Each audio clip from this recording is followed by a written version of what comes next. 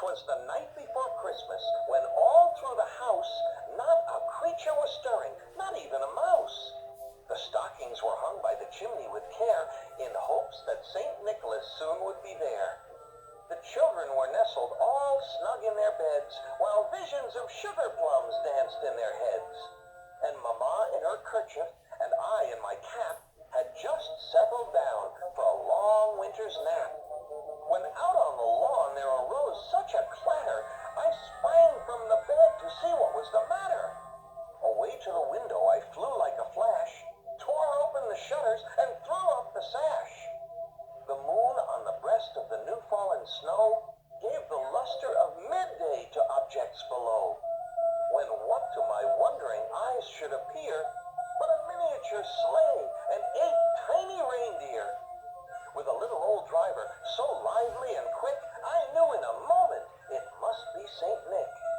More rapid than eagles his coursers they came, and he whistled and shouted and called them by name. Now Dasher, now Dancer, now Prancer and Vixen, on Comet, on Cupid, on Donder and Blitzen.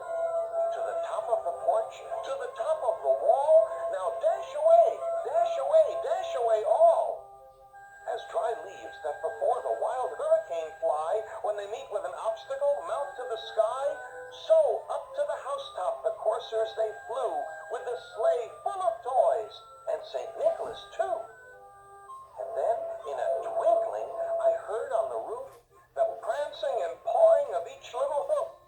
As I drew in my hand and was turning around, down the chimney St. Nicholas came with a bound. He was dressed all in fur, from his head to his foot, and his clothes were all tarnished with ashes and soot. A bundle of toys he had flung on his back, and he looked like a peddler just opening his pack. His eyes, how they twinkled, his dimples, how merry. His cheeks were like roses, his nose like a cherry.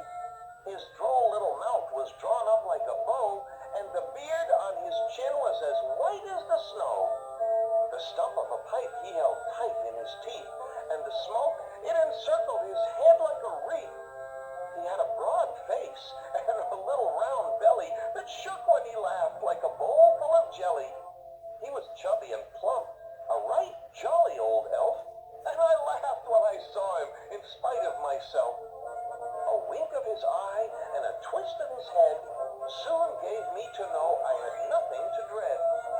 He spoke not a word, but went straight to his work, and filled all the stockings, then turned with a jerk, and laying his finger aside of his nose, giving a nod, up the chimney he rose.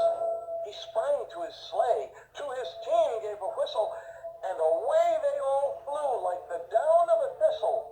But I heard him exclaim, ere he drove out of sight,